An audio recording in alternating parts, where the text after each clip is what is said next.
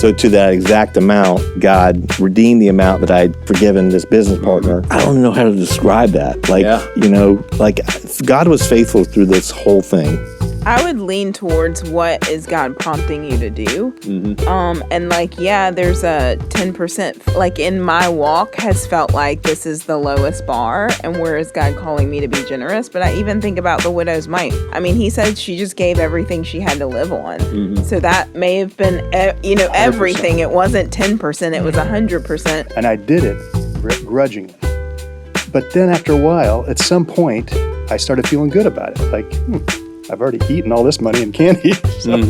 But that actually went to something good. So I felt good about it. But that was childhood. And then when I got my first jobs and stuff, I didn't do it. They give some of it to the church, but they lie about how much they gave. I thought their punishment was harsh, by the way, but go ahead. Well, I think, you know what? That's what people talk about, but no one ever pays attention when Paul in Corinthians is talking to the Corinthians and says, hey, you guys are taking the Lord's Supper unworthily, and some of you died because of it. No one talks about that in response time.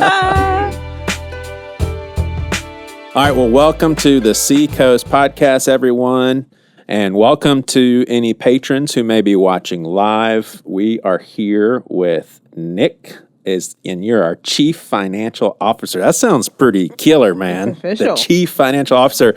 So the buck stops with you with our finances, and it doesn't mean that you can do whatever you want with our finances, but if something goes awry, I'm the one. We're asking you what's up with it. yeah. Yes. Is that a stressful burden? Like the finances of this whole church, you're in charge of them? Not really. No. If I were in a company that had, more susceptibility to fraud or something like that, it would be more stressful. But in a church, most people are pretty good. Yeah. That's the nice thing about it. Yeah. So. Lynn, Jack, good to have y'all here. So we're going to talk a little bit of theology of tithing, and then some interesting stats and what ifs concerning the church and if more people gave. And then this was kind of a last minute decision. I want to talk some tricky conversation as far as what Christians should do in their lives as far as generosity. And I use the word should loosely because I don't want to should on people, but just as far as like living in a developing country, and I'll just give you an example of where we're going to go. So when there was a point where Priscilla and I had 4 kids living in a townhouse, and it was kind of like we need to have a bigger place. We need to expand. We didn't need to. We would have survived in the townhouse. And if we would have stayed in the townhouse, we would have more money to give. And so I have walked through those sorts of thoughts, and sometimes with guilt as far as there's certain things that we have that we don't necessarily need. So I want to get into that as well. But I realized, first of all, and I want to ask all of y'all about your tithing. So if you're not tithing, this is going to be awkward, but I'm assuming you guys I've got the records I can make. I realize for me personally, I don't have really any crazy tithing testimonies because ever since me and my brother had a $10 monthly allowance, admin mom, Barbara Svendsen, made sure that she taught us that $1 of that goes to the church. It's never not been a part of my life, but I will tell you guys something that I think reflects very poorly on me as far as looking for the blessing in tithing. So Priscilla and I moved to Seattle, and we thought it was going to be a permanent move. It ended up being very temporary. It was not a good fit, and it was something that God kind of showed us, long story. But we were really hard up for cash. I mean, because it took us a long time to get jobs and all that. Well, I'm sitting in the parking lot of Sylvan Learning Center. Like I got a teaching, tutoring gig at Sylvan's, being, with my teacher background, and I'm sitting there waiting to go in there, reading a book or something, and I hear and I feel, so basically a car backed up, hit us, and I get out of the car, and it's like an elderly couple. So they just didn't see it. They weren't being reckless or anything like that, but there definitely was about $700 worth of damage that we could have lived without fixing. It was kind of like a scratch in the headlight. And I remember thinking, wow, God is faithful, because we're going to get that $700 from these old people that just backed up where Wow. it seems like maybe the Christian perspective would have been, we don't need to. Seems like. Yes. But you guys, did y'all have a period of your life where you kind of crossed that line of being a tither? Because that's a really, really big deal. It just is. I mean, to give 10% of the income that you bring in, I like I said, since we've done it our whole lives, I've never missed it. But as I've gotten older and having 4 kids, like outside of a kingdom perspective, I'm looking at that budget line. I'm like, oh my gosh, the flexibility, the more opportunities, the extra things that we could do with that money, I'd see as I'm older, it's a huge sacrifice. So it's a big deal. Have you guys gone through, I used to not tithe and now I tithe? I went through a heart change, not I used to not to. I grew up the same way. And it's funny, me and my brother got $10 of allowance as well. And my mom made us take out $1 for tithing. And then our church printed envelopes with your name on it. And so like we had tithe and offering envelopes. And so that was something we always did. And I grew up going to church, but not believing. Mm-hmm. And so when I got older and I came to the Lord, I started coming to Seacoast and I immediately started writing a check every time I got paid because that's what it was just a habit. Like, oh, I'm going to a church now. I'm supposed to tithe. But I remember the first time where I was confronted with like I'd gone over my budget, and if I wrote the tithe check, I wouldn't be able to pay a bill, and I wasn't going to have enough, and I like struggled back and forth, and I wrote the tithe check and put it in the offering box, and I was at small group a few nights later, and at the end there were like asking for prayer requests, and I said, hey, I need prayer. I decided to tithe and I'm not going to be able to pay this bill. And I felt like I was supposed to do that. And a friend walked out to the car with me and was like, you should have told me I'll loan you the money. Now, I was in that situation because of my own mismanagement of my money. Yeah. But she loaned me the money. I paid her back. And it was that shift that I did it because I knew that I should. Yeah. And God changed the way I looked at finances. It changed the way I managed my finances. Mm-hmm. And so there was really a heart shift of not like, I'm supposed to do this because I'm checking a box. But no, I want to. I feel like this is something that he's asked me to do. And I will put myself in a situation where I'm just going to say yes to him, even if it doesn't work out the way I wanted to. And so that just shifted my giving perspective. Yeah. Where it wasn't mechanical. Yeah. Jack, what about you?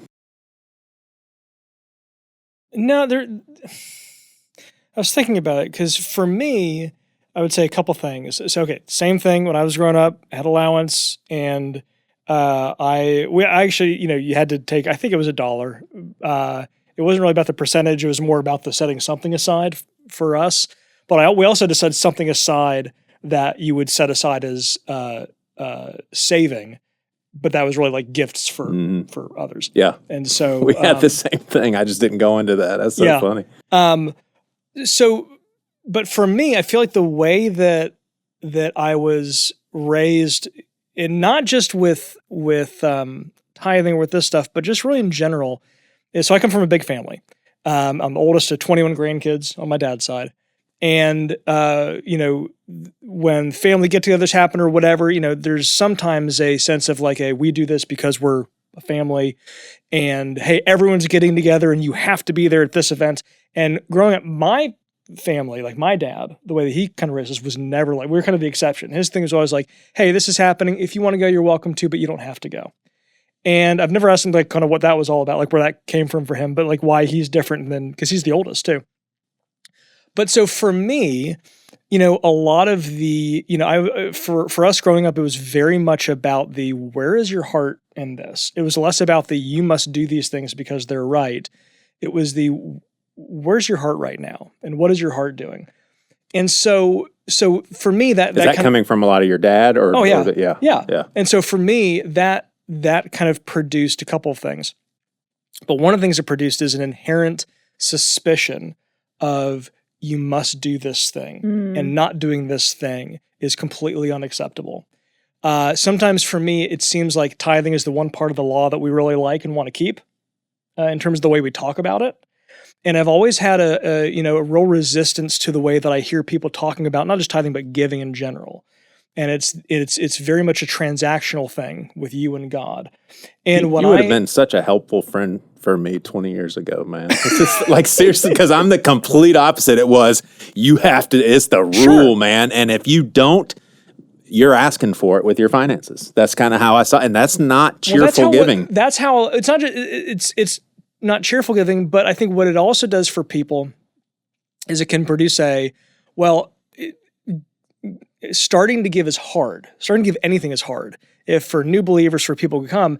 And so what I've seen a lot of is people hear, God wants to bless it, but the kind of the message is only bless it if you're giving the full 10%. And a lot of people hear and they go, well, I guess I just won't give anything. Because if God doesn't want 1%, then, I don't, And so anyway, so for me, what that kind of produces a couple things. One, it's for my journey really had more to do with where's my heart in this? Because, for me, giving and like giving away money, it's like, I don't really care about money a ton. And so I kind of have these moments like in college where it's like someone's like, I'm short on my missions trip. It's like, I'll just finish paying it for you and stuff like that. But for me, it's like I realized my resistance to this stuff had built up to the extent that I just wasn't doing it at all. And it's like, well, that's the same kind of problem, And so for me, my journey was a couple of things. One, it was just because you have a healthy suspicion of how some of these things are being communicated, it's not an excuse for you not practicing something. And just because you might have some feelings about how it's communicated or what some of the rules might be, it's like, hey, listen, it's kind of like a lot of people who want to argue about should the tithe be 10%. It's like, they don't really care about that. It tends to be an argument about like, oh, I don't really want to give it all. So as long as I can knock down this argument, then that kind of frees me from any kind of obligation. And what you see in the New Testament, what you see in the early church is, free giving, like givings that are freely offered from a generous heart.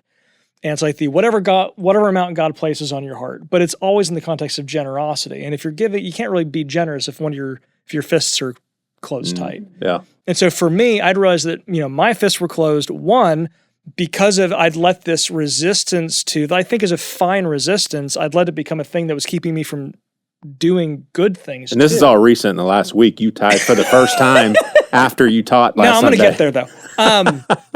But also, Joe, you totally ruined my train of thought. I was Sorry. Really answer. But also the other place was it came from a place of fear because, when kind of the typical Laura and I were married, didn't really have a lot. And it really kind of felt like, I don't know that we can give because we didn't have great jobs for, starting out and kind of like gosh, can we do this? This feels scary. And so for me, that was kind of part of I'm just going to start doing something because right now I'm doing nothing. And so I'm going to start doing something and I'm just going to force myself to keep doing this something. And then, hey, if you get comfortable with that, do more something than you're doing before. And so it was never really a moment the moment for me was the heart realization that, my built-in resistances are keeping me from doing a good thing. But then it was I'm gonna be patient with myself and not beat myself up for not being this person, or like even not having the faith of this person over here. Because I've known some people who are like, I just decided I'm gonna do 10% now and forever, no matter what. And the honest thing is, like when we were younger, I didn't have that kind of faith. I had the kind of faith that let me start out smaller. And I just decided it's like, I think God's happier with me doing that than he was me the day before. Yeah. And I'm going to believe that he's going to be happy if I do that and then take another step based on that. And anyway, so that was kind of me. And just talking to people and kind of hearing their stories, I just feel like that's the journey that a lot of people would take if they felt like they were allowed to take it. Yeah. So. Yeah. Yeah. What about you, Nick? Your tithing journey? Mine was kind of sporadic. When I was a kid, my mom, well, you can tell I'm a baby boomer because our allowance was $0.25 a week. But you can also tell a lot by inflation because with $0.25 you could buy two Hershey bars and a handful of bubble gum. So Now that'd probably cost you what, $6? Yeah. So anyway, but we also got $1 an A. So every time we got grade cards, I'd get a handful of money, which was a lot of money back then. Humble brag. Well, well, I mean, as far as compared to a quarter, it was a lot of money. So, and at some point, I don't remember how old I was, but it was somewhere in middle school probably. My mom said, "You need to start doing something." She handed me like $10 or something, and she said, "You need to start doing something toward being nice with this." And I think we did Salvation Army or something like that. So, and I did not want to do it. I did not want to do it. Yeah. So she kind of put me through the whole process. She had envelopes and stuff because she gave to them. And I did it grudgingly. But then after a while, at some point, I started feeling good about it. Like, I've already eaten all this money in candy. So, But that actually went to something good. So I felt good about it. But that was childhood. And then when I got my first jobs and stuff, I didn't do it. But at least it gave me a sense that there is something that you feel good about doing it. It's not just it was an obligation because she said do it, but I did feel better about it later. And so when I did become a Christian, much later, and that was one of the things, and I started reading the Bible, I realized that she got this from the Bible, or something like that. And I started tithing pretty early in my walk with God, because I'm a very rule follower. Let's just say that. Most accountants are. And so it's what God said to do this. Of course, that was the Old Testament. The New Testament is a little less clear, but there is one example in the New Testament about saying that the tithe was a good example. Yeah. And we're definitely gonna get into the OT NT. Yeah. So there. I would say I'd experimented with it early in my life and felt benefits from it.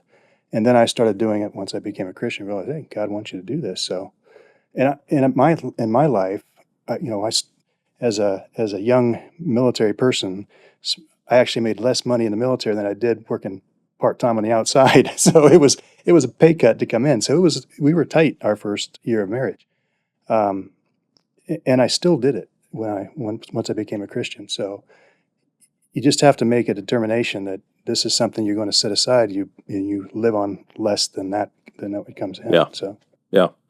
Yep. Awesome. Thank y'all for that. And so Nick is going to get into some specific Seacoast stats, but I want to take a bird's eye view. These stats came from an article that Relevant put out in 2013, but then they just did an update on it. So this is about 2-year-old data.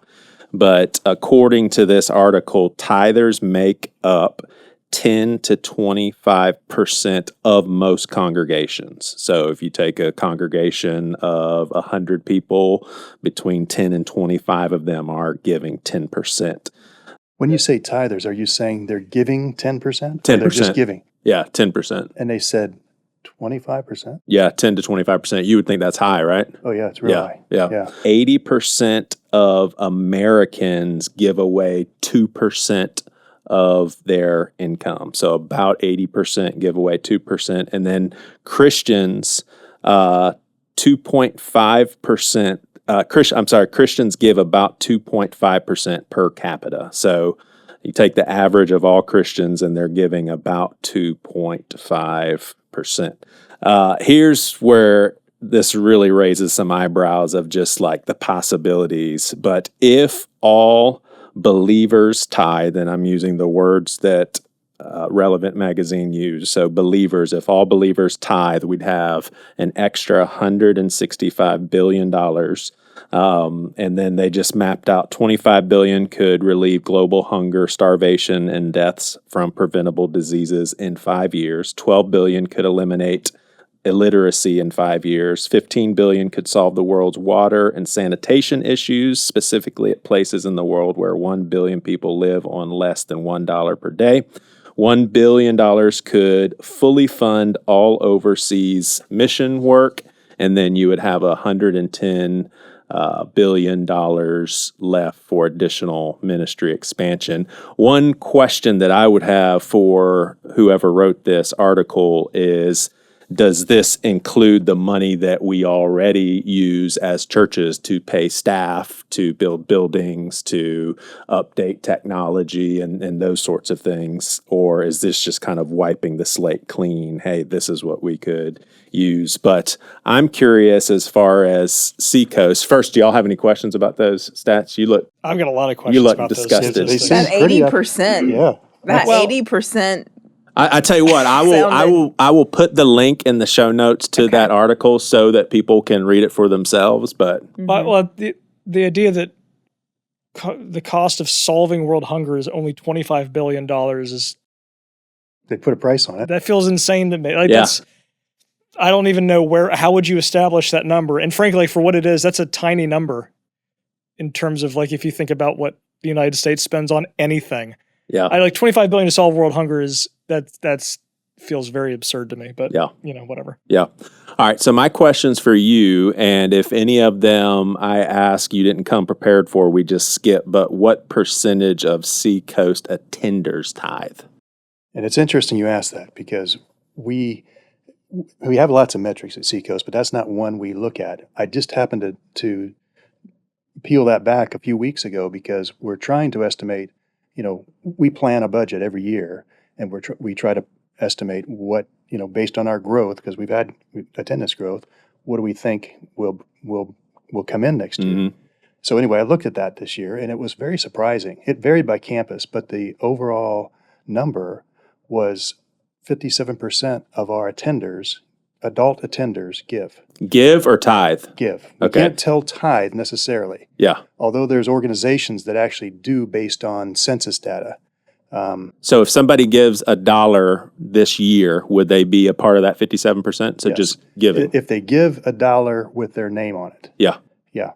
So we know it's a person, not just a handful of money just got in there. So yeah, if they give $1 with their name on the envelope or a check or whatever, they're part of that 57%. Yeah. Yeah. Yeah. Which means almost half the people in our attendance, and this is not online. This is only in campus attendance.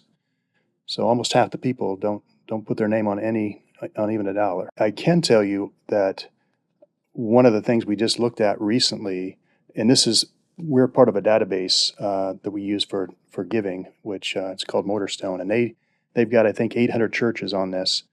And they looked at everybody in the church, not by name, but by giving. And one of the numbers you threw out really is completely opposite of what they said. They said only 1 in 20 people that actually give money tithe. Now they're using census data, so it's not exact, but based on your home address and not tax data, but census data. They kind of have a good idea how much that household brings in, and they know what that household gives. And 1 in 20 tithes, so that's 5% are tithing. And didn't you say like 25%? Yeah, 10 to 25. Yeah. So this is across 800 churches. Mm-hmm. Wow. Wow. So the what if questions, how much more money would Seacoast be bringing in if everyone who did not tithe gave 10%? And I guess it's fuzzy because we're talking about two different things, giving and tithing. So wherever you want to go with this, I mean, what if everybody who didn't give anything gave $500 a year? I mean, we're talking humongous boosts in what we're able to do. Our in-person attendance is running, I think, 24,000, something like that. Isn't it? Something like that? For all the churches, all the campuses? Something like that. Yeah. So if we had a half again, double what we got, that would be awesome. Now, as far as what percentage of our people are tithing, we don't know that.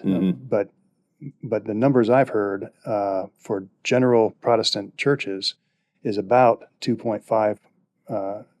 What is it? 2.5%. I can't. Don't quote me on that. It's a very small percentage. I think most people give 2.5%. I think that's what it is. Yeah. So they're not 10%. They're 2.5%. Some of the denominations are a little higher, but ours is probably right in that amount. All right, so I want to get into some of what Jack was touching on, and this is just where I'm currently at as far as, I don't know if you want to call it my theology or just how I see things, what I believe currently about this. I don't see tithing as a mandate for the church age. It seems to be something very specific to Old Testament law. In my personal practice, I see or I use 10% as a baseline. It seems like the New Testament teaches cheerful and generous giving. And I think, honestly, if we're capable of giving more, and I would say a lot of us are, then we should be giving way more than 10%. I would also say that I am a hypocrite because I don't give way more than 10%. I am familiar, I took a lot in from hearing your dad talk about this sort of stuff, where the question is, once we reach I don't know what word he would use, but a sufficient standard of living, something that's not extravagant, but it's just like, hey, this is the amount of money that I can live on day to day and be good to go, give the rest away sort of thing. And then I think also very remarkable is Rick Warren's reverse tithe. I don't know if y'all knew this, but after he wrote Purpose Driven Life, I mean, we're talking it's the second most sold books outside of, Bible, then Purpose Driven Life. So he reverse tithes. He gives 90% of his money away, keeps 10%, which is still a lot of money. But still, I'm like, wow, giving 90% away. But how do you all feel as far as just basically saying, I think that in this church age, we need to give as much as we can, but there's not like this, you have to give 10%, because that in Seacoast isn't like abrasive about it, but I would say every church context that I came from, I feel like it's treated as more like a rule. Like, hey, if you're a Christian, 10%, that's the standard. That's what you need to be doing. I mean, I would lean towards what is God prompting you to do. Mm-hmm. And there's a 10% in my walk has felt like this is the lowest bar, and where is God calling me to be generous? But I even think about the widow's mite. We don't know if he said she just gave everything she had to live on. Mm-hmm. So that it may not have been, that may have been, 100%. Everything. It wasn't 10%, it was 100%. And then the Pharisee next to her was probably giving a percentage, and he still had more to live on. And so that wasn't enough because he wasn't generous. So I think that it is the heart, and I think that what God calls you to do, you're just responding in obedience. And I don't know that I can pigeonhole everybody into what he says. He might ask someone to give it all, and he might ask someone else, it just is like even the rich young ruler. He said, sell everything and come follow me, So what is he trying to get at in us that it requires me to give everything and this person to give half or 10% or 15%. So, but do y'all agree that the passage in Malachi, as far as bringing your tithe to the storehouse, that's treated very similarly as far as truth and mandate as New Testament love your enemies? I'm not saying that as importance, but it's treated the same way as a Christian, you love your enemies.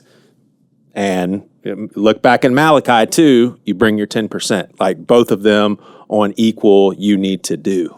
Like, wouldn't y'all say that's kind of how the church treats it as far as teaching? Maybe some churches do. We don't mandate anything. Well, I don't mean mandate, but I think most pastors at Seacoast, and I'm not saying this is a bad thing. I think most pastors here, most people here would say, read Malachi.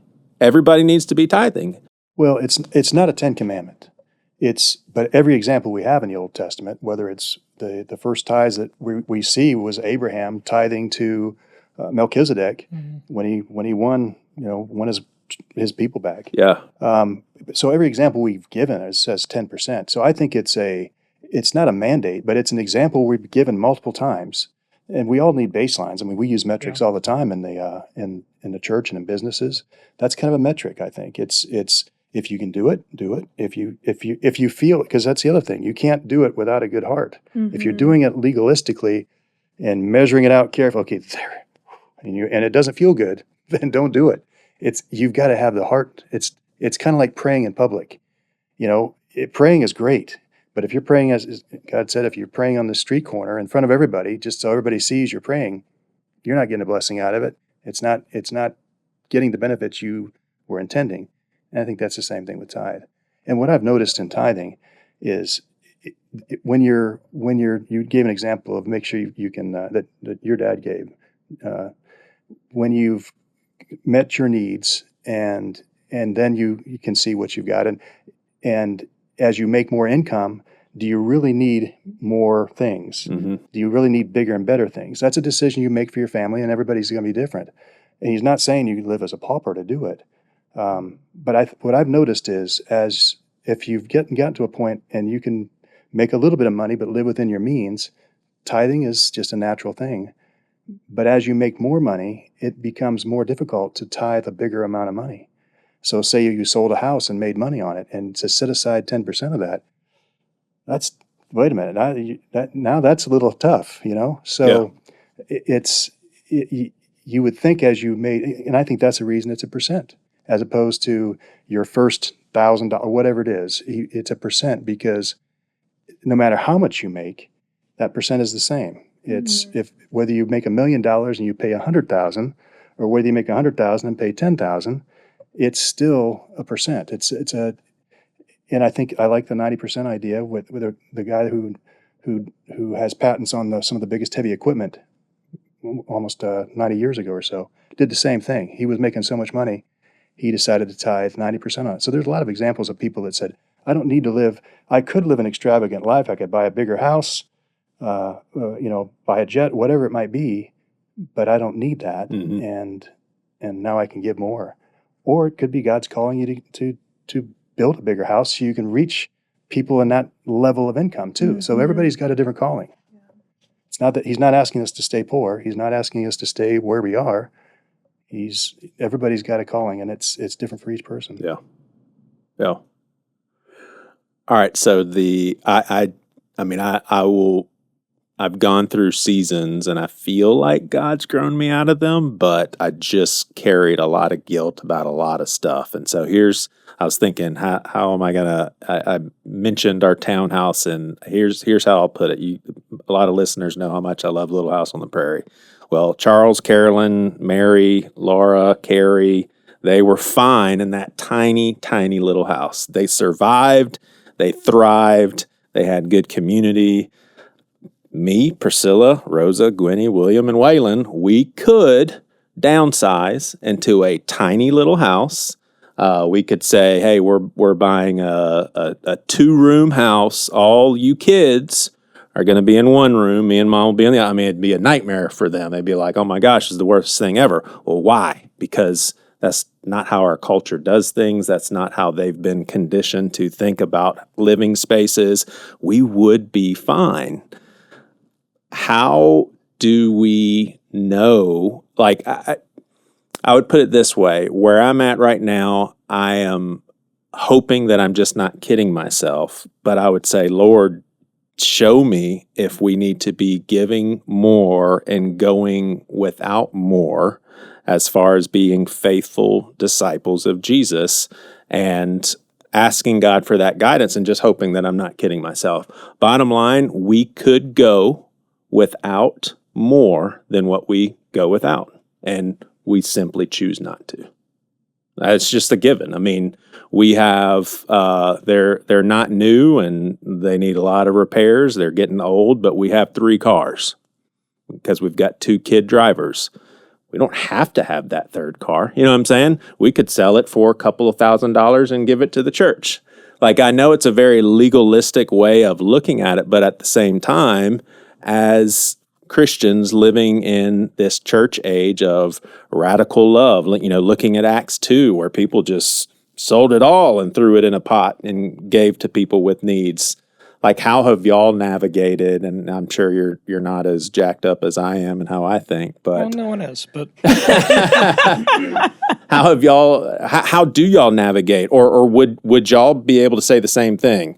I could go without more, but I just choose not to.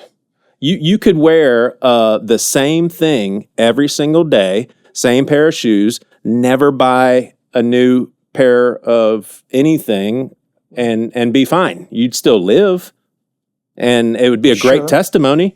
Hey, I wear the same outfit until it's falling apart. Then I'll go buy something. Other than that, I don't have a wardrobe because I give most of my money away. It's not far from how I actually live, though. But it has nothing to do with generosity. Yeah, am I making sense, though? I hate buying clothes. Yeah, well, I guess, okay, a few things. Like, I think one of the things that's really helpful about the New Testament is there are so many different kinds of stories about giving and generosity. There's the widow's mite, but there's also there's Acts 2 where they were willing to give everything. But there's also Ananias and Sapphira who sell their thing, and Peter says, hey, when the money was yours, you could have done whatever you wanted with it. And I think he meant it. I don't think he was just saying that. So, like, they're all different kinds of stories. And there's also the... Wait, what's the kind... Ananias and Sapphira. I know who they are, and I know what happened to them, but I didn't get what you just said. So they sell a piece of land. Yeah. And they lie about how much... They give some of it to the church, but they lie about how much they gave. I thought their punishment was harsh, by the way, but go ahead. Well, I think, you know what? That's what people talk about, but no one ever pays attention when Paul in Corinthians... is talking to the Corinthians, says, hey, you guys are taking the Lord's Supper unworthily, and some of you have died because of it. No one talks about that in response time. My point about Ananias and Sapphira is when Peter confronts Sapphira, he basically says, when the money was yours, you could have done with it what you wanted. So in other words, I think one of the takeaways there is just because you had that money, it was yours to discern what you wanted to do. And so that's why what I don't think is that, God is, kind of like this divine IRS agent who's watching, oh, they got some money. Some of that's mine. Like, because I think the deal is it's all his.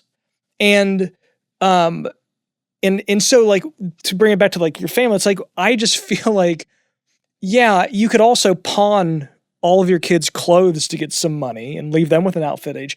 But what you're describing at some point, it is, now I am failing to show love to the people that have been entrusted to me directly so that I can satisfy this vague principle that I have of doing good things. Because to me, that's what you're really doing, is you're abstracting generosity to this thing that it really isn't intended to be, which is this all-consuming, if you keep anything, then there's something wrong. Which there's some Christians who live that way. Certainly. But I would hope that those Christians have been called to do that. And I think God calls people to do that. Some people I agree with that. But I think we also need people that have reserves, that have oil in their cupboard for when there's a downturn. Oh, for sure. So God calls people to those higher levels too, to be a storehouse for other people so they can help other people when they're and down and out. And I saw that come to fruition when we were at Seacoast West, and I've seen it many times since. But I'll never forget a guy that you know very well who was very wealthy and was able to just strike checks for needs. I mean, and it was just like, imagine if he decided, I'm going to give all my money away and live in a shack. Well, then he wouldn't be able to meet needs left and right. Netflix. I could cancel it. Oh, okay. I was going to say, how did we go to Netflix? That's like, what? I could cancel it and give $18 extra to the church. It's those sorts of things, where I don't feel guilty. I know that whatever I have done well and done poorly, all of it is forgiven and under God's grace. But there are luxuries. But if you're watching Chosen on Netflix, I think that, Well, Amazon Prime now is the exclusive third party.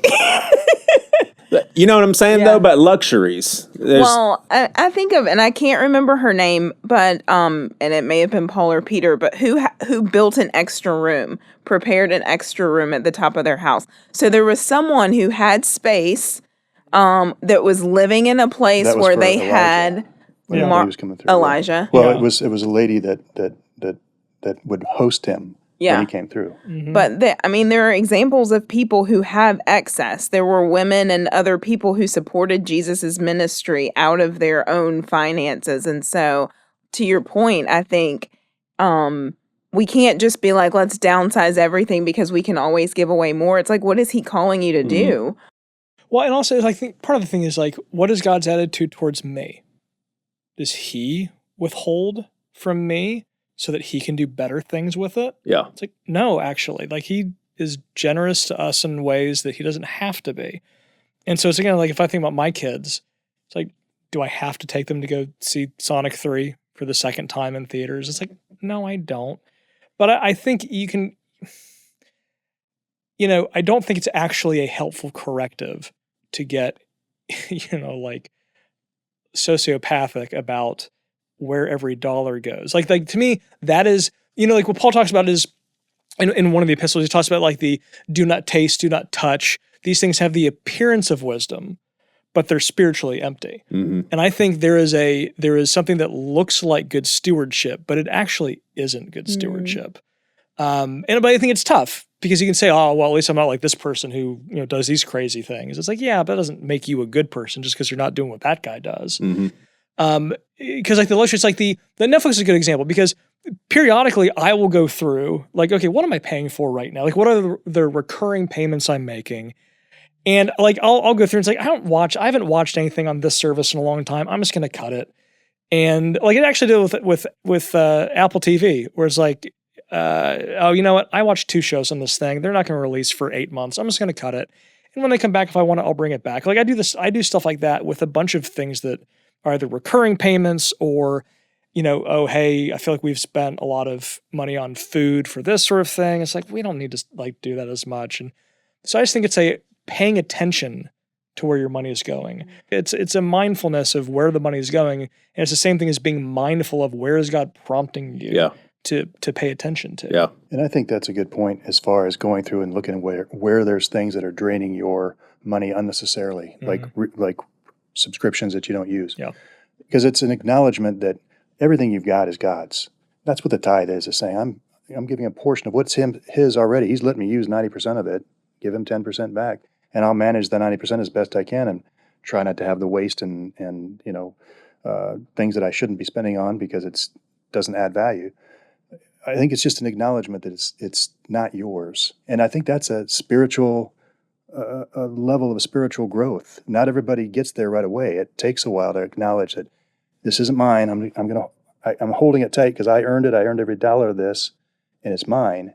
You're acknowledging that you're opening it up a little bit and giving God, acknowledging it came because of God and giving him a portion of that. Yeah. And until you can come to that acknowledgement, I think it's more a legalistic thing. And sometimes you have to start legalistic just to get in the habit, but you'll get that blessing. And just like when I was a little kid, I got a blessing that I didn't even realize, and I felt good about what I'd done by giving that money to Salvation. I love that you see that as the blessing, because I think sometimes when we say blessing, we just hear, oh, financial blessing. Oh, if I give, then there'll be, and I think that can be the case sometimes, but for me, it's like the blessing of our life being aligned in a decent way financially, to where we're parting with money. That is a blessing. Yeah.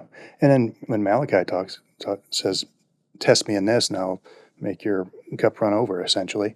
I don't believe in Malachi. He's or any not of that saying stuff. that he's going to give you necessarily, he's going to give you more money. He's just going to, there'll be less things taking away your money. There'll be less car repairs, less roof repairs, things that you would normally spend money on that it would just take. There'll be less of that sometimes. Yeah. I think that's also a blessing. And it's a blessing that's kind of a indirect, silent blessing. It's not, oh, here's a check in the mail. It's, you don't even know it, but I would have had $1,000 car repair bill I don't have now. That's a blessing too. Yeah. Yeah. Awesome. That Malachi verse, though, people always talk about the 10%, the tithe and that, but it also says offerings. It's like, you've robbed me of tithes and offerings. And so, I don't know, I even think about the centurion where the angel comes to him. I think it's the guy who goes to get Peter, and he comes and his whole household is filled with the Holy Spirit. But the angel says, your alms to the poor have come up as an offering to the Lord. And so even his, like, he's not giving to the synagogue, he's like helping people. And those went up as a fragrant offering to the Lord. And so. Yeah. Well, that is one thing about this whole discussion is that I think churches in general don't do a great job of. And it's understandable because obviously like we have a lot of things that we're trying to do. There like are just a ton of projects that are really worth doing. But like generosity was never meant to just be limited to giving to the church. It should be like, are you paying attention to the needs around you? Like, are you generous to people outside of the church? Are you generous to the people that, again, God has placed in your life that you have the opportunity to show generosity to? The realization or the understanding that like what we have is not ours. There is a way of having that knowledge that is really detrimental. And it's like, the parable of the talents. The guy with one talent, well, he knew that wasn't his too. But it made him live in fear. And that's like the feeling of the I can't spend money on another shirt because I should give that away. To me, that is like, it's just like, sounds so corporate. That's a one talent mindset. but it is in the sense of like, oh, this isn't mine. God wouldn't want this. And it's like, if I found out that like, okay, so over the weekend, Jack has this Lego set he's been saving up for, and so like you're far away from it. You rake the backyard, and like that'll get you the rest of the way. We have a big backyard from out we have a big backyard anyway, but from Mount Pleasant, it's like a wilderness. And kind of I had the perspective is like he's 11, he'll do his best, and that's great. Like if he stops halfway through because it's too big, that's fine. I understand. He's a kid. But he and his little brother did the whole thing. I couldn't believe it. I told him, I meant it. Like you did as good a job as I would have done. Now, if afterwards he would have said to me, Daddy, I really feel like I can't have this Lego set. I would want to parse that really closely. If he felt like, I really want to give this, and I felt like this was something the Lord was doing, that would be great. But if he felt like, I don't want to do this because I feel like I'm going to be in trouble with God, I would be like, we're getting that Lego set right now, frankly, and I will pay for the whole thing because I don't want him to have this view of God that God is constantly waiting for him to screw up. We're constantly waiting for him to do the wrong thing. And I feel like there is a way you can talk about money that even like part of my thing with generosity is I think God wants to see what we will do. I don't think he's sort of got this clipboard of here's the thing that you're going to do with this money now. I think, and yes, I know he knows all things, but I think he wants to see what we will do with what he's given us. Yeah. And so it's like there's a way of understanding that everything belongs to him that is actually can make us live in fear of doing the wrong thing with it. And like I wouldn't want my kids to have that attitude with the things that I give to them. So good stuff. Thank you. But I think if you've done the right thing with what he intended for you to do with it, you're going to get a blessing, I think. Yeah, right. So Yeah. Well, right now we're going to transition to Brian Wells. He is a fellow Seacoaster with a, I think, very cool story on tithing, but even more profound for me sitting there with him is hearing an unbelievable story of forgiving one's debts. And I mean that in the most literal sense. So Brian Wells is next. Thank you, guys. Brian Wells, it's good to have you on here. Welcome to the Seacoast podcast. And we have, when we set out to do this podcast, gosh, I guess it's 3 years ago when we really started talking about it. One of our goals was to tell stories of people here at Seacoast. Yeah. And you are here at Seacoast, and you have a few stories. I want to tell you this. This is funny. You're one of those guys where I heard about your name multiple times before I actually met you. Like just one of those, you know who Brian Wells is? Nope, but you're the third person who's asked me that, so I may need to meet this guy. Yeah. And then I think we actually had some podcasts guests that we flew in, and I want to say you were very helpful and generous with helping us put those guys up. Yeah. So that may have been the first time we've actually had some dialogue, but it's good to have you here. Yeah, thank you so much. I'm excited to be here. Yeah, and so you've been coming to Seacoast. Give us a little bit of your story of how you ended up at Seacoast, and then also, I guess alongside of that, like, what was that when you first became a believer and adopted faith sort of thing? Well, my wife and I got married in 2003 in Charleston. Becca, who's also really involved in the church, she helps Jenna a lot with her sisterhood stuff. And are y'all originally from Charleston? Where are y'all from? No, she's from Roanoke, Virginia, and I originally grew up mostly in Cincinnati, and then I went to school at University of Alabama. Okay. And then I was an Army officer after college, mostly in Savannah, and then I moved to Charleston in around 2000 and built houses for a couple of years, and then met Becca. And so she was Episcopal growing up, so when we got married in an Episcopal church downtown, and we would go to Episcopal church. And honestly, like we'd go every week, and I would just kind of check the block, and I just was not really walking with the Lord. I did believe in Jesus, and but I was never really living it out. Did you feel bad about it, or you're just like, it's just my life? No, I just felt like it was normal. Yeah, Yeah. And I didn't have friends that were really trying to get really close to the Lord, and I was just living a normal life. Mm-hmm. And so 2011, I kind of hit a low point where I had some things going on in my life, and I was having a beer with a friend that I'd known for a long time, and he said, well, why don't you come to this men's group with me on Tuesday mornings? And I said, yeah, I'll come. And so I didn't know anything about Seacoast at all. Are you extroverted? Yeah, I am. Yeah, so you're like, people to talk to? Yeah. Cool, man. So I didn't really know very much about Seacoast. So we started coming Tuesday mornings to this group, and they would talk about the message. So I'd listen online on a podcast on Sunday nights, and then eventually my wife would start listening to the podcast with me, and I would listen to them when I'm on a run, and then we'd talk about Tuesday morning. So it was a while before I actually stepped foot in Seacoast. But I'd say January 2011 is when I started going to that men's group, and God throughout that year started changing me. And then in November of 2011, Greg was doing a series on tithing and giving, and I was listening to his podcast on a run, and one of the things he said, just as I was getting ready to walk back into the house, was try it for 90 days and see what happens. And so he was talking about tithing, and so I went back in the house and talked to Becca about it. I said, I feel like we ought to try to do this, and she said, let's do it. And so my engineer mind to the penny started giving 10% to the Episcopal church downtown. And instantaneously, God just changed my whole life. And I had some sin issues that I just kind of just lived with. It honestly just went away as soon as I made that decision. And then I had this side business. So these things. Wait, I got to ask you about that, because that's interesting. I'll tell you a little bit about my background. So my mom, she would basically give me and my brother allowance, and then we'd give her $1. Yeah. And, so we were raised to give and tithe. So it's just been a part of my life. So I didn't go, there was never a time in my adulthood where I was like, maybe I need to give. So when you started tithing, you feel like God used that to change the inside of your heart? Like it was like a recalibration? Yeah.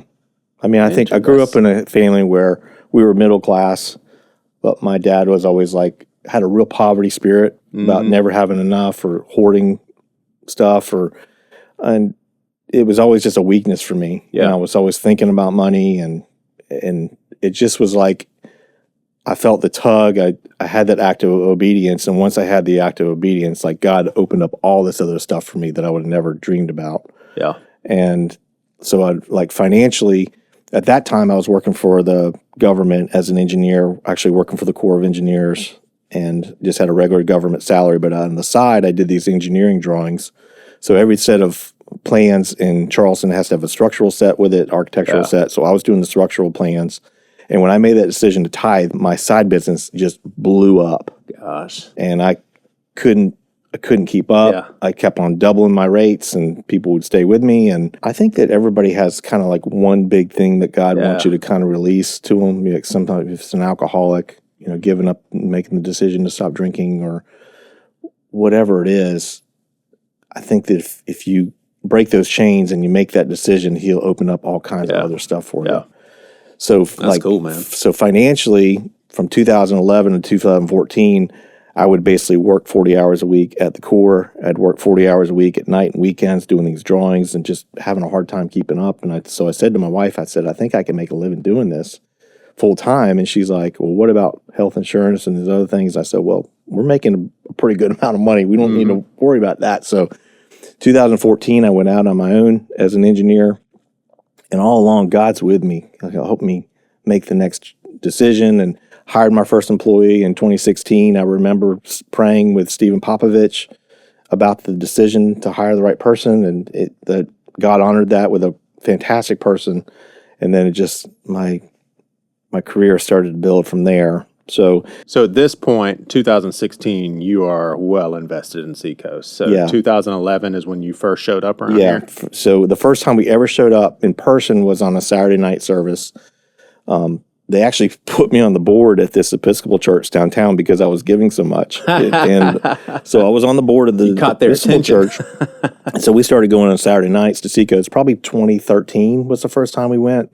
So we'd go Saturday nights, and then Sunday morning I would get up and go down to the Episcopal church. But my family's getting closer to God at Seacoast, and I feel like just we need to do it. And so we made the change probably 2015, 2016 is where we switched full-time.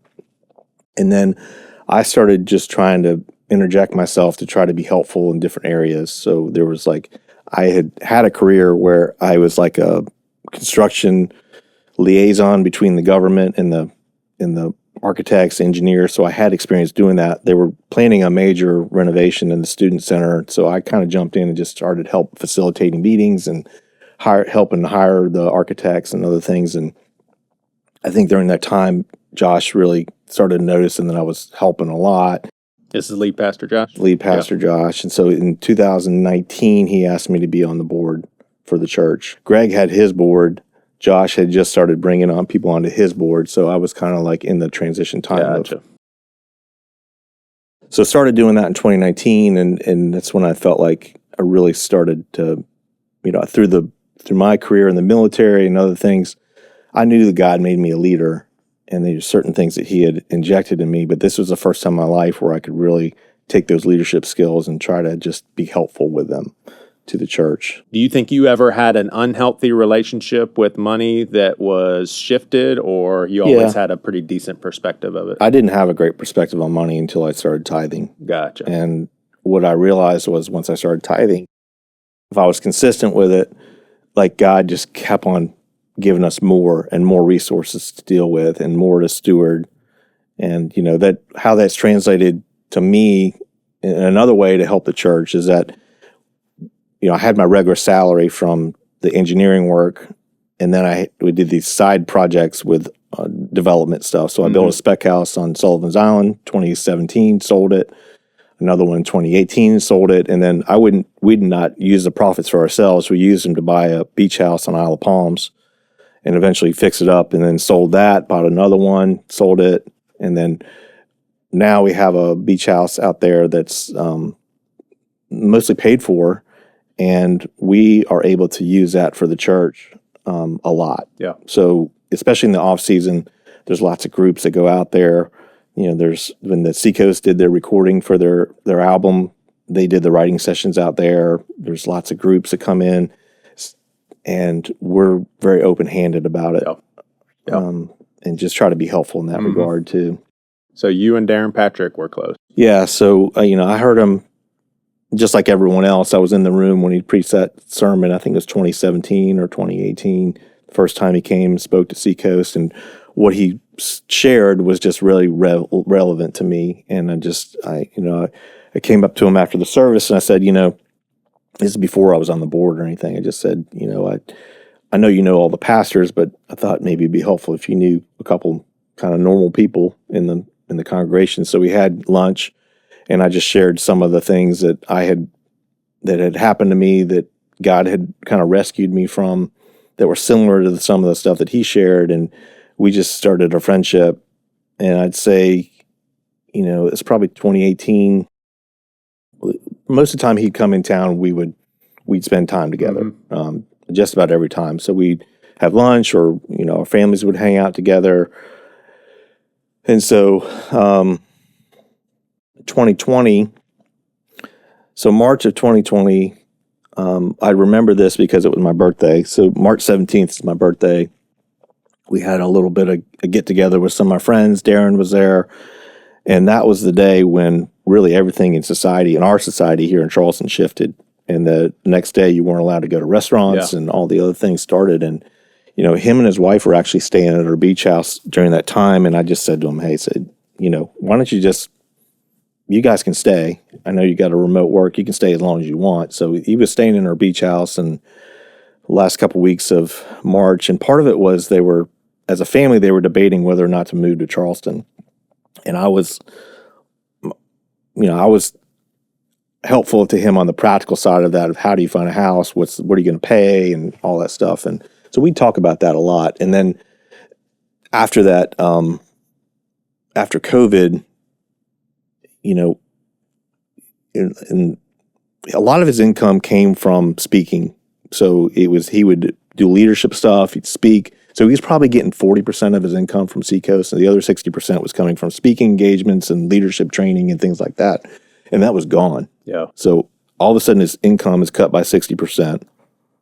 And then, so we were talking the whole time. So in early May, when he came in town, that last time he came to Seacoast, I spent most of the day with him on that Saturday. So he recorded the message on Wednesday and reached out to me Thursday and just said, hey, I'm really struggling. And I said, you know, I got a crazy couple of days at work. Can we just get together on a Saturday? So we spent most of the day together on a Saturday.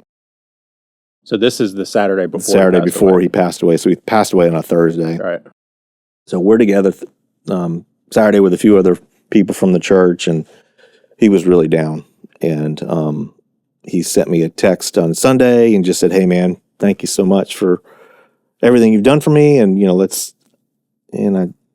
I can't remember exactly what he said, but I replied back and said, hey, I know you're in the valley right now, but, you know, you're going to get out of it, and let's talk later on this week.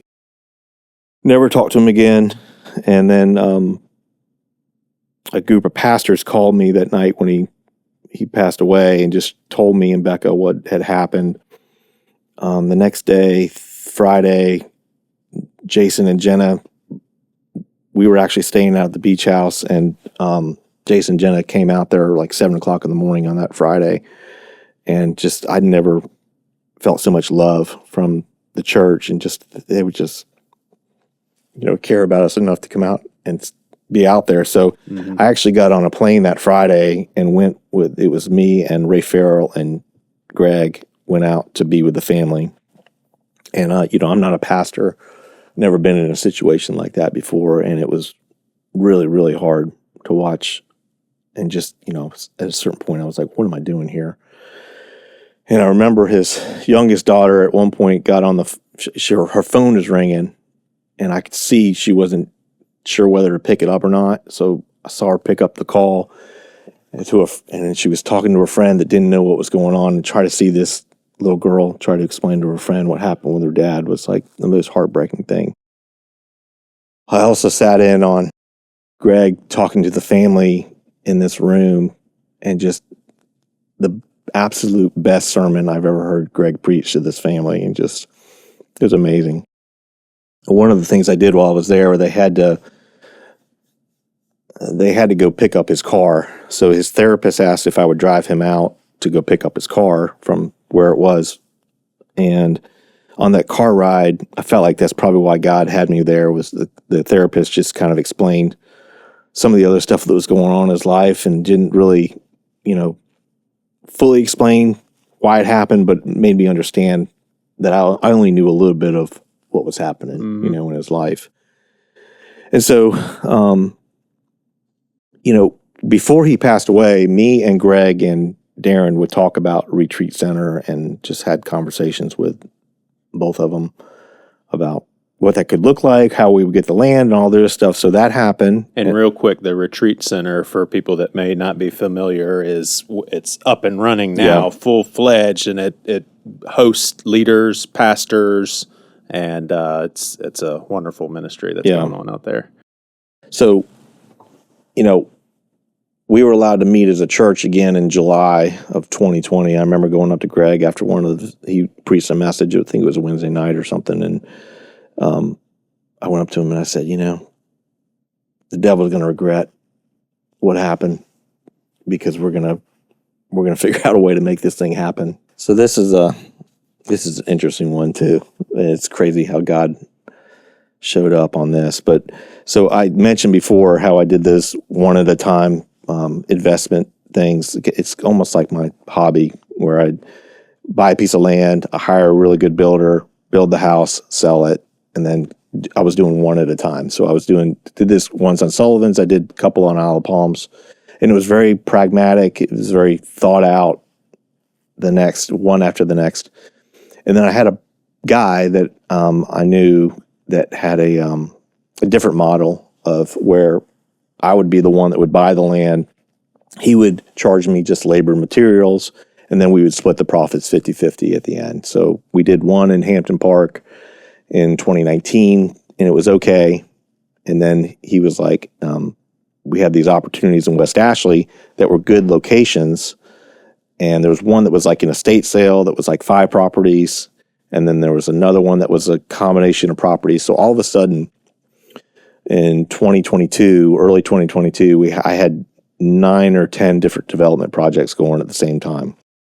And one of them was in Mount Pleasant, and that one was fine. But there were 9 of them that were in West Ashley, and from the very beginning, we didn't really have much of a chance of getting our money out of it. So we paid a little too much for the properties. This is 3 years ago. This is really happening in 2022, 2023. Yeah. I was always disappointed about how slow the projects were going. I couldn't really figure it out. And in July of 23, I realized that one of the reasons it was kind of slowing down or stopped was because we weren't paying the people that were out there. So I had paid the money to this partner. He had not used that money to pay the people that were working on the project. So he's kind of managing the finances. You sent him money, right, and trusted him. Yeah. And so I to this day, I don't think it was criminal fraud. I think it was just kind of mismanagement on his part of, who was getting paid. And so in July of 23, I realized I had this major problem. I had basically probably had 9 left to sell at that point. They were all kind of stopped. They were about 75% done. And I had to go back to the subs and suppliers and say, how much do I owe you? So I created this spreadsheet, and every day I'd talk to a different one, and they'd tell me, this is how much you owe. And I'm not telling anybody at this point. I'm not telling my wife. I'm not telling any friends. I'm just trying to figure out how much of money I owe and just dealing with it. Sleeping. So after I figured out how much money I owed to get things caught back up, it was about $1.5 million. And it was I had to scramble to try to find that money and borrow things, and it was a real mess. And during the worst of that, July of 23, the devil told me, your family may be better off without you. This is too much for you to come back from. And I was really struggling. So I went Were you home. Contemplating? No, I don't know. Just kind of a seed planting? It's like the devil was saying all kinds of stuff to me because I was isolating myself and trying to deal with it myself. And so one day I just couldn't kind of take it any longer. I was in early working on the spreadsheet. I came back home to help get the kids out of the house, and the kids left, and I just opened up to Becca and just said, this is what's going on. I said, I don't know what to do. And, she puts her arms around me and she says, what do we got to do? What do we got to sell? We're going to get through this together, and, I'm with you. And it got so much better at that point. And then she's such a weight. Oh my gosh. And to get that sort of response. Yeah. I mean, that's who Becca is. She's amazing. And then she's like, you need to get a group of guys around you that understand this stuff, that can pray for you, you can talk to about this. So I pulled together a group of guys in my office, Gus Bright, Terry Weeks, Lee Worley, Joe Welch, David Overstreet, and just said, hey, this is what's going on. Just laid it all out for them. And they started giving me practical advice, and they started praying for me. I started this group text chain, said, when things go bad, I'm going to text on this text chain. When things are going good, I'm going to text on the text chain. We just kept it going through the whole thing. So we sold a couple in the fall of 23, and then we got to the 1st of January of 24, and I still had 6 left to sell. And I knew I was going to lose money once all of them were sold, but the market was kind of dead then. I just was like, I it was 21 days of prayer and fasting. I just threw my arms up and said, God, I can't do anything else. You're the only person who can get me out of this deal. And so, God really pulled next to me and just helped me walk through the whole thing. We sold the last house in May of 2024, and I had this celebration at my house and was able to have I got a bunch of teenagers in my house, and I was able to have them and their friends and the families that were there with us through the whole thing, just explain the whole story to those kids and everybody in that room, and just talked about how God helped me through it. And it was just an awesome thing. And I was so glad my kids could be there and their friends. So let's just say, for the sake of this discussion, I don't really want to say the real numbers of how much money I lost, but let's just say it's 1,000 credits. Sure. Okay, so I lost 1,000 credits. And in theory, my business partner had $500 credits. I had 500, but it was all on me. Like I had the full debt of what we lost. And I was meeting regularly with a spiritual mentor from the church at that time, Don Keating, and Don in July. And so we were specifically talking about what had happened with my partner in June of 24. And he said to me, I feel like God is saying that you need to forgive this person. I said, I don't have any problems doing that. He said, no, you need to forgive him the 500 credits. Wow. And I said, that's a whole different level. I'm not sure about that. And then I started praying about it and talking to other people about it, talking to Becca about it. And, one practical thing was I never felt like I was going to get that money back from him. And was there tension between the two of you? Were you I can't believe you're doing this sort of conversation? With my partner? Yeah. It was interesting because I had to keep a good relationship with him. So in July of 23, I just started paying all the bills directly. Yeah. But I needed him to stay on as the builder of record because I didn't want to assume that, have the warranty and all that other stuff. So we had to maintain this friendship, a relationship. And I never disliked him through any of it. I mean, I really like him as a person. Like I said, I think it was just kind of mismanagement on his part. So after some praying and talking to other people about it, I made the decision, okay, I am going to forgive him this 500 credits. And I had a hard time getting him to come meet me. And maybe he thought I was going to yell at him, or I don't know. But finally one day I sent him a text with a video and just said, hey man, I'm thinking about you. God's been speaking to me about you, and I just want to share some things. I love you. So he came and met with me in October of 24. So that's 4 months ago. And I said, I want you to know, at the beginning of it, I said, I want you to know I'm forgiving you this 500 credits. I don't ever expect you to pay me that back. And this is the reason why. And I started talking about all the things that God's done in my life. And what happened that day when I was at my... surprised? Well, yeah. Yeah. Was he thankful? Well, yeah. So, I mean... Was that hard for him to accept? Well, I wanted him to know at the very beginning of the conversation. And then we had probably a 60 to 90 minute conversation where I just shared my faith. Yeah. He talked about spiritual hurt that he had from growing up. And, he was going through a divorce. And, when I described how Becca reacted to that situation when I finally revealed it to her, his spouse's reaction was the exact opposite of that. So, I started to understand him a little bit better. And, we prayed together at the end, and, he's been to church with me a couple times since then. And I think he's an amazing guy. And hopefully, Don Keating's point in the whole thing was, it's not about you, Brian Wells, it's about your partner and what this could do for him as far as freeing him. So I'm hopeful that the seeds from this worked. But this is the craziest part of the story. So when I sold that last house in May, I never felt like God was telling me not to do this development stuff. He just wanted me to go back to the way I was doing it before, where it was one at a time and measured and, thoughtful. So in May, 2 days before I was about ready to sell that last house that I was going to lose money on, somebody contacted me I'd never met before with an opportunity in the old village of Mount Pleasant for this piece of land that was way below market value. And I knew at that point that God was redeeming financially the loss, part of the loss. So this person calls me in May with this opportunity off market that I knew was way below market value.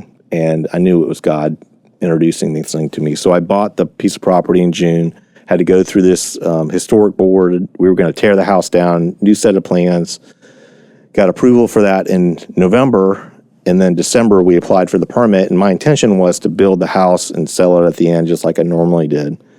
And in January, I felt like God was telling me to just list it as for sale as a lot plus the approved plans and see what happens. So I listed it for a price, and within 24 hours, I had a contract on it. And then 3 weeks later, it closed.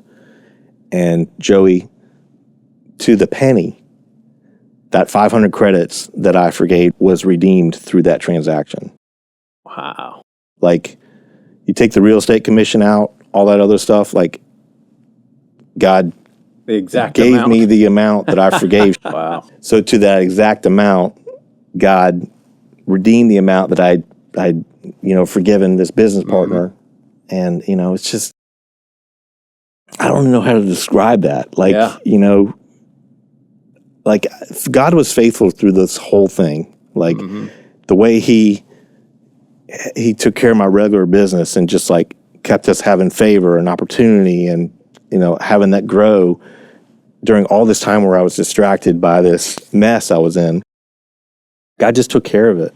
The more I turn over to him, the more he just kind of takes care of me. And, I'm by default, I'm a very hard worker and, have relied on myself a lot. But in this case, like he completely showed me, like, you just trust me and turn all this stuff over to me and I'll take care of you and your family. And it's just been amazing. And to be able to share that story with my kids and have them kind of walk through it with me and understand, I didn't share everything with them because I didn't want them to feel the weight of what we were going through, especially the worst points. Right. But for them to be in that room in May and to have other people I love in there, like Josh and, Jason and Jenna were there and Joe Delph and other people that just had been there walking with me through it. It was awesome. I have, to me, it's a super interesting question. Do you see, because obviously God's hand was in your buddy saying, hey, I think you should forgive the debt. Do you see that as something specific to you in that situation? That's what God wanted you to do in that particular situation with that person, with that amount of money? Or do you see that as like a general thing that we all abide by as far as forgiving other people's debts? Because I think you would have been well within your rights as a Christian to say, hey, this isn't right, and I need to pursue this legally, for instance. Yeah.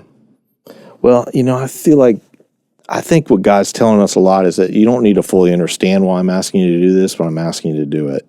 And when I read scripture about it and I was trying to make the decision and I talked to other believers about it, the consistent thing was,